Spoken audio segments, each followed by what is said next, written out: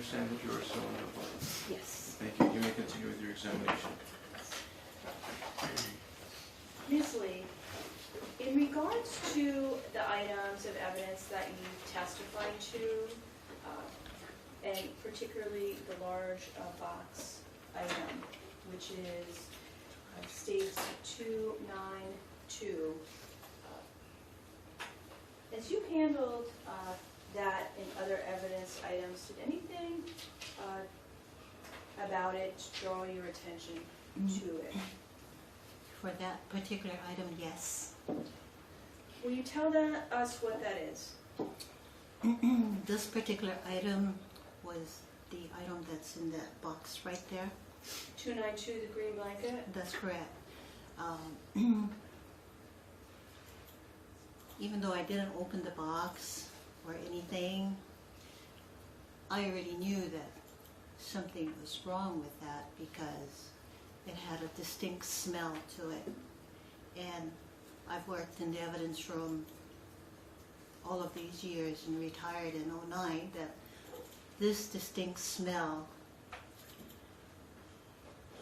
So Your Honor, I'm going to object to this one going to I can step on Yeah, I'll sustain the objection. In terms of remembering a particular item, the court doesn't have a problem with that, but if it's going to lead to some type of an opinion, that may be problematic. All right? So I'm not sure where you got with the question, but as far as remembering a particular item, that's not a problem. But I will sustain the objection if we're headed to some type of opinion. May we approach? As an offer of proof. All right, you may do so. Okay.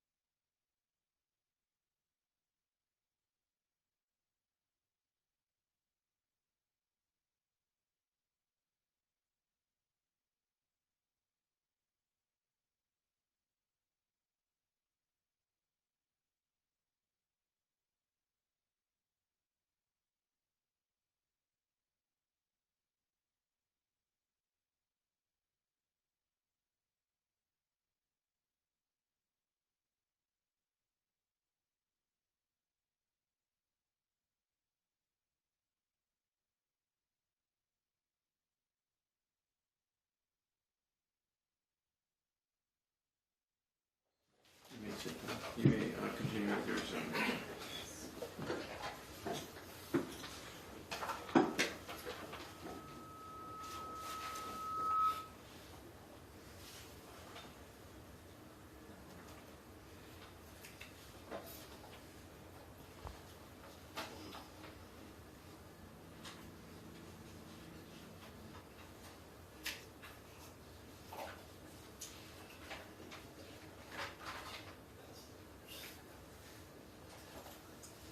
Ms. Lee, in regards to your testimony regarding states 292, you described it as a distinct odor.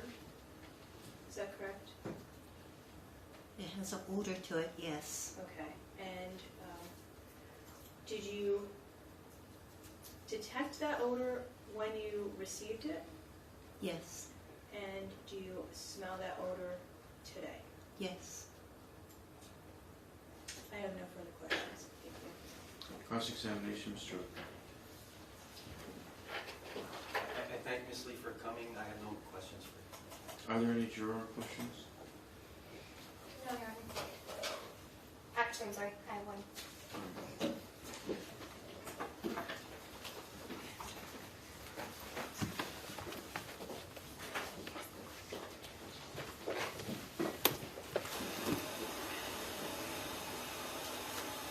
Counsel, please.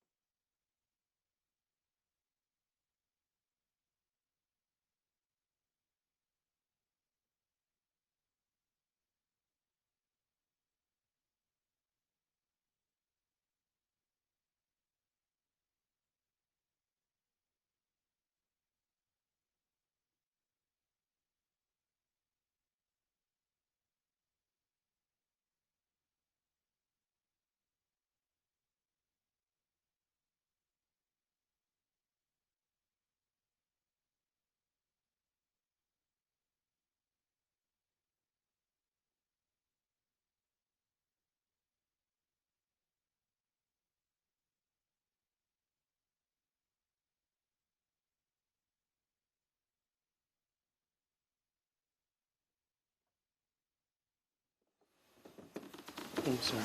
Oh, go ahead. Thanks.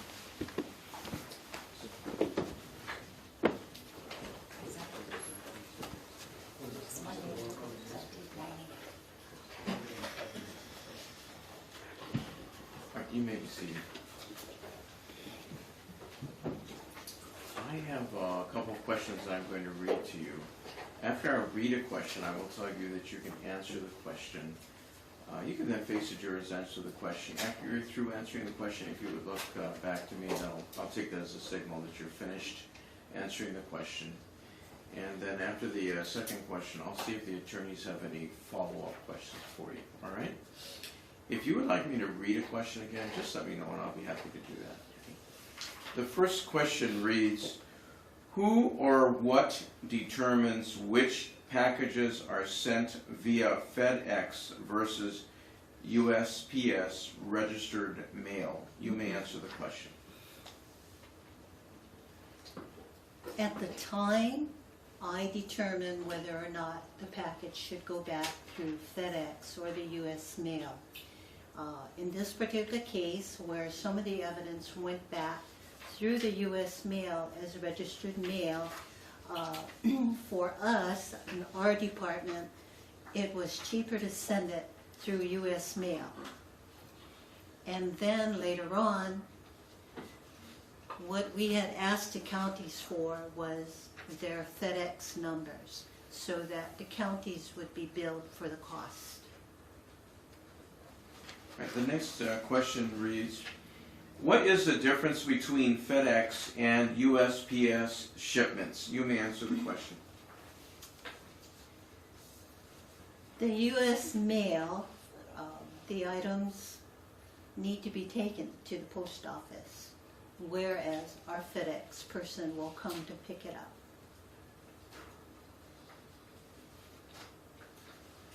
Thank you. Any follow-up questions, Ms. Jones? No, no. Mr. Oppo? No questions, thank you. All right, thank you very much. You are excused. Ladies and gentlemen, I'm informed that the next witness will require a hearing out of your presence, and given the hour, what I'm going to do is excuse you for the day with some instructions, and that is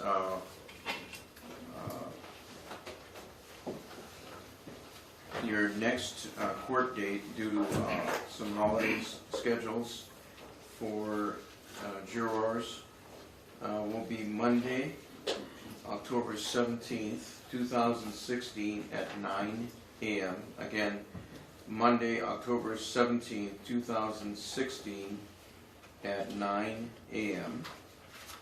Please keep in mind during this period my cautionary instructions. They remain in effect and are very important, so please always keep those in mind at all times. And thank you so much for your service. We'll look forward to seeing you on Monday, October 17th. All right, take care now. Thank you.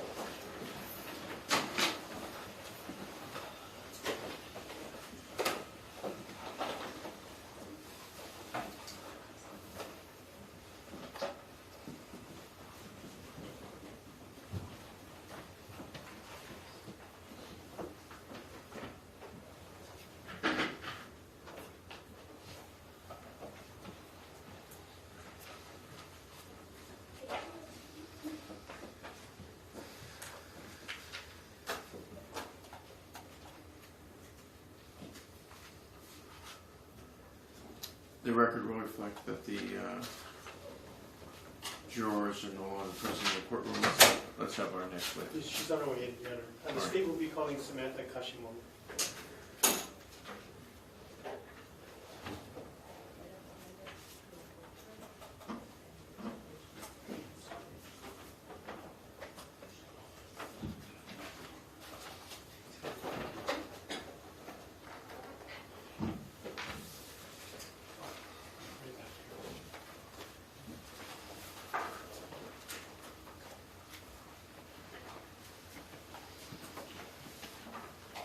Do you solemnly swear that the testimony you are about to give will be the truth, the whole truth, and nothing but the truth? I do. You may be seated. You may proceed with your examination of the witness. You know, I'm getting better, but can I still sit? Yes. Thank you.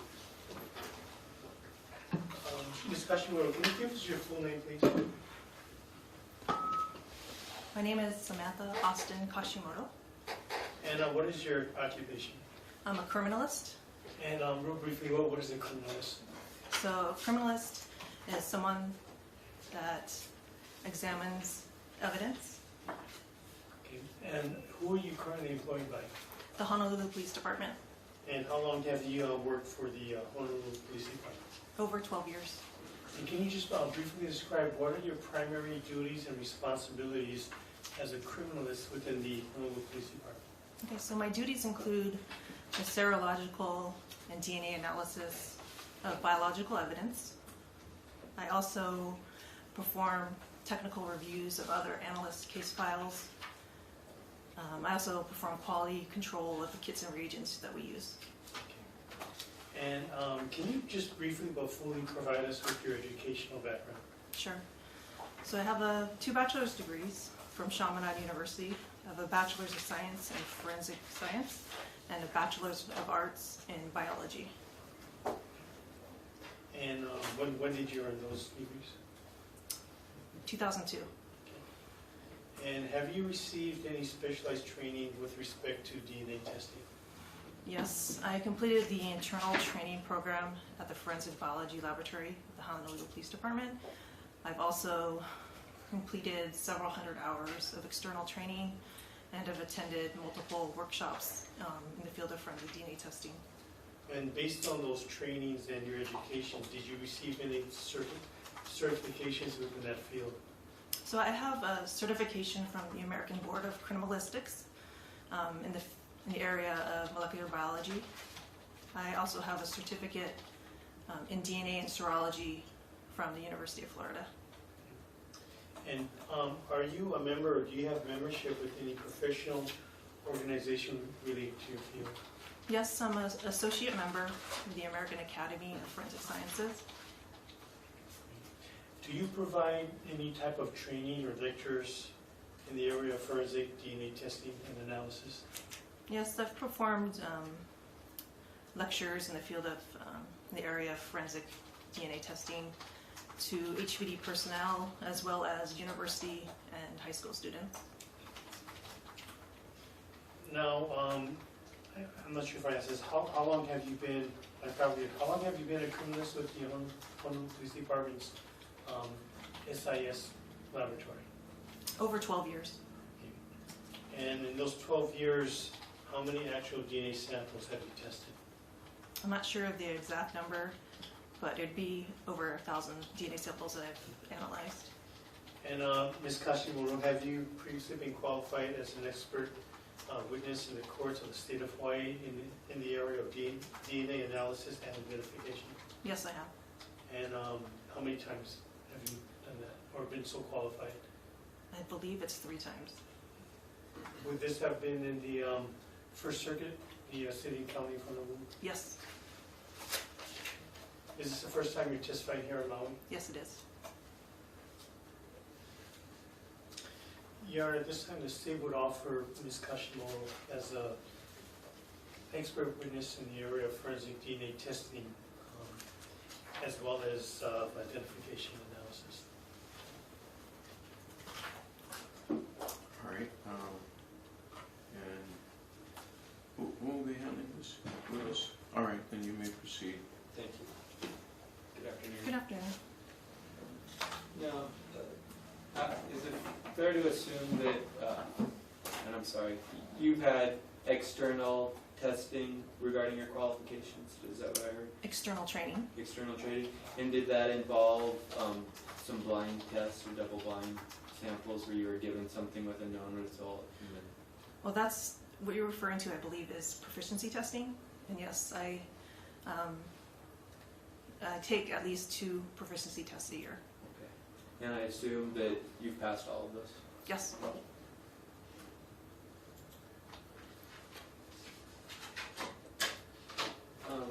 Now, and your testing that you've been trained for includes testing for blood Yes. in addition to DNA? Yes. What kind of tests do you do for the presence of blood? So we utilize 2 tests in our laboratory. One is called hemident, and that's a chemical test. That's testing for the presence of blood.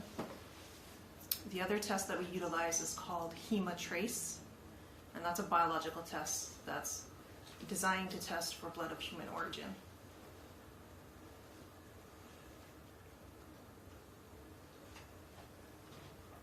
So is it fair to assume then if your report says it tested positive for blood, but you can't detect that it was of human origin, that it tested positive on the hemident, but not the hematrace? Correct. And what is your understanding of the significance of that? So our conclusions are based on both tests. We use both tests in conjunction to come up with our conclusion. So as you mentioned, if we get a positive result in the hemident test and a negative result in the hematrace test, we can say that blood was detected or blood was indicated, but could not be identified as human in origin. What would cause human blood to test positive on the hemodent and negative on the hematrace? So if I had a known blood sample and I tested it with those two kits, the possibility would be either our hematrace test kit didn't detect the sample because it was at a level too low for that kit to detect. Okay. It also could be an error in the test. And this may sound like an obvious question, but why do you use two tests? That was decided by our technical leader. So he made the decision that as part of our procedures, that we would be using two tests in conjunction to come up with our conclusions.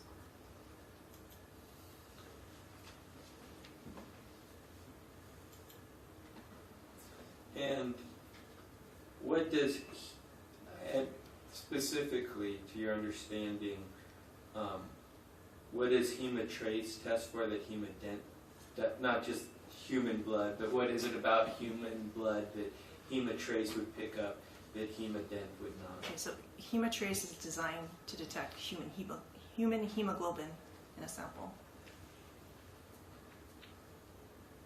Hemodent is designed to detect a component of blood, and it's not specific to human origin. Okay, and to your understanding, it sounded from your answer before that you need a lower, that hemodent will test positive on a sample with less blood than hematrace? Not necessarily. I mean, the sensitivity, they're about the same, but there could be, for whatever reason, if the portion that was utilized, the portion of the sample that was utilized in the hematrace kit didn't have as much as the portion that was used for the hemodent kit, potentially that could be a reason for that result. Okay, how do you use the hematrace? What's the procedure? So it's a test kit. So a portion of the sample is added to a liquid, and then that liquid is added to the test kit. Okay, and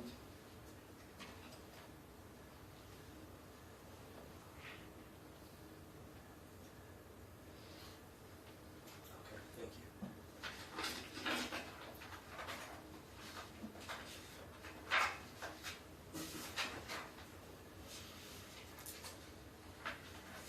Now, the statistics you use in your report, the large numbers that we see sometimes, talking about quadrillions, where do you obtain those? And is statistics the right number for that, or the right term? So the term we use is frequency estimates. Frequency. So those are calculated using a program called PopStats, and that's provided by the FBI. And I noticed that you said in your bench notes that the sample method check, something about vacuuming? So we have different ways of sampling evidence. So that could be using a swab to actually swab it, cutting a portion of the sample, or even vacuuming. So we have a laboratory vacuum. It's designed specifically to vacuum evidence. And what kind of vacuum is this? I don't know off the top of my head. Is it a vacuum that... It's not what you would expect as a traditional vacuum. It's actually a laboratory vacuum. So it's like a pump. We have a tubing connected to it and a small end of a pipette that's attached to that with a swab inside. So it's just sucking up whatever is on the material that we're vacuuming. Okay. And so you literally just take this, and it's a machine, I assume. Yeah. And, Yes. and you just take it over the evidence to be examined and vacuum Yeah, up. so a and- small area would be vacuumed. And, I'm sorry, let me go back to the hemodent and hematrace, because I'm just trying to make sure. You had said that one reason for that you could test positive on hemodent and negative on hematrace is too low of a sample. To clarify, when you asked the question, you said if you knew you had a human blood sample, what would be a reason or reasons for obtaining a positive hemodent but a negative hematrace? Okay. So it is possible that the sample is at too low of a level for a test kit to detect. Okay. Based on your training and experience, if it's a non-known sample and it tests positive on the hemodent, negative on the hematrace, what would that mean to you? Okay, so unknown sample, positive hemodent, negative hematrace. So the possibilities are that the sample is blood but not of human origin. It could also be, again, a sensitivity issue where that test kit simply is not picking up a sample that may be present. Or the potential is that there could be a degraded sample.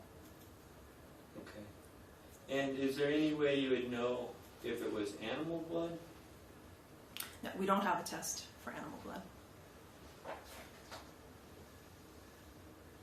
Now, going back to the vacuuming, so I assume is there a cleaning procedure that's followed with this device Yes. after use? So the tubing is cleaned before it is utilized. Okay, and where does it go once it passes through the tubing, or does it, how does that work? So whatever's being vacuumed up is actually captured on a swab. There's a swab at the very front of the vacuum. Okay.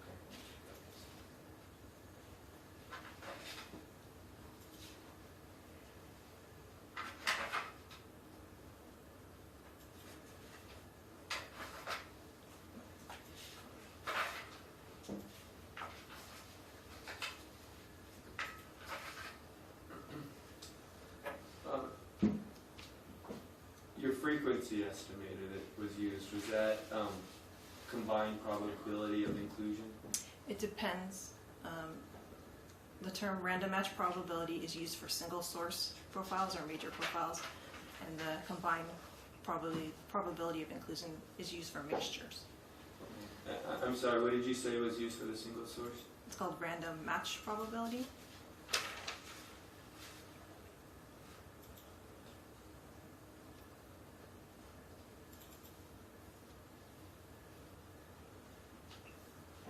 Now, with regards to samples where you use the combined probability of inclusion, which I'll just refer to as CPI, can you tell me how that's done?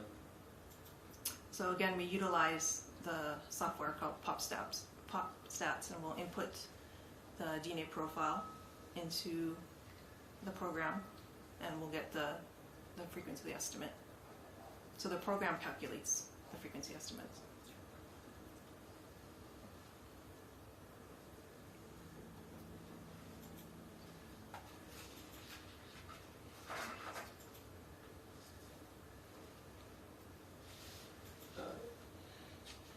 The frequencies, now, am I correct that those are generated from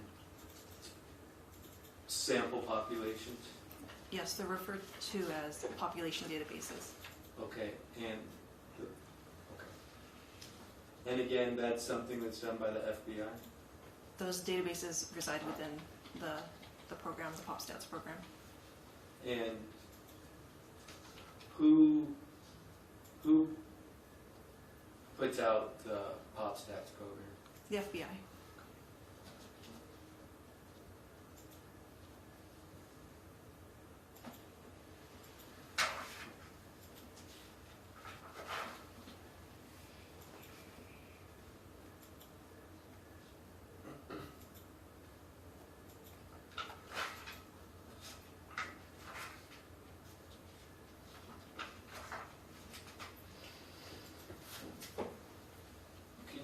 Explain to me what an artifact is in terms of DNA analysis. Yes, so when we analyze our data, and we're at the point of, at the end, where we have a DNA profile, we'll actually examine the data to see if what we're seeing is consistent with a true peak, or if potentially it could be an artifact. And artifacts are common in our analysis, so we're trying to determine whether or not something is an artifact or if it is a true genetic characteristic.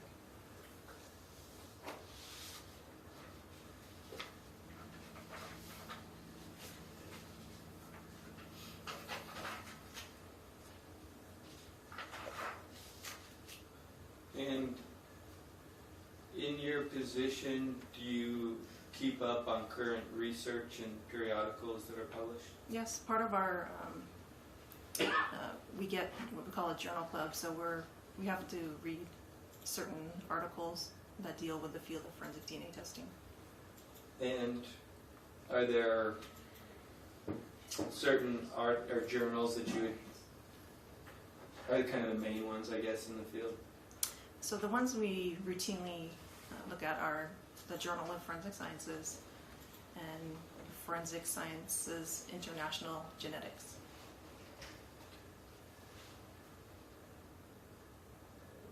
I'm sorry, can you say that second one again? Forensic Science International Genetics.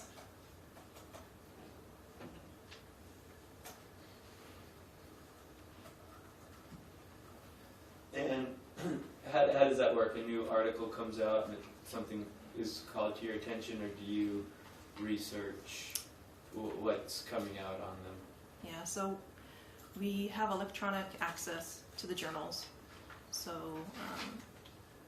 several times a year, someone will go through and determine which articles are going to be assigned for an analyst to read.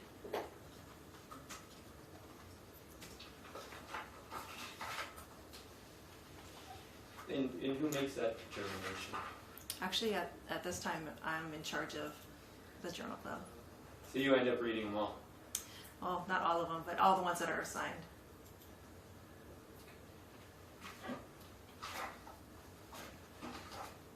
I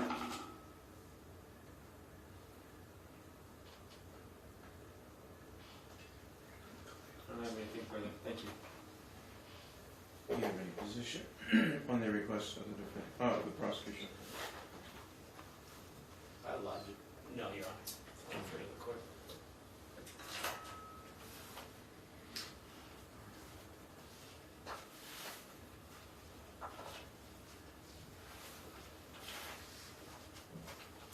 Right, then based upon the testimony you presented, the court will find and conclude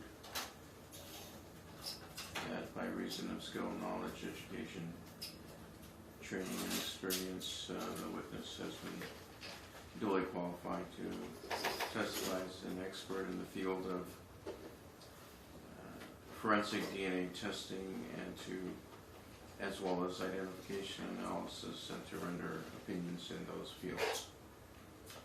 And is the intent to have the witness return to the witness stand on Monday, October 17th? That's correct, Your Honor, yes. All right. Okay. All right. Thank you very much. We are adjourned.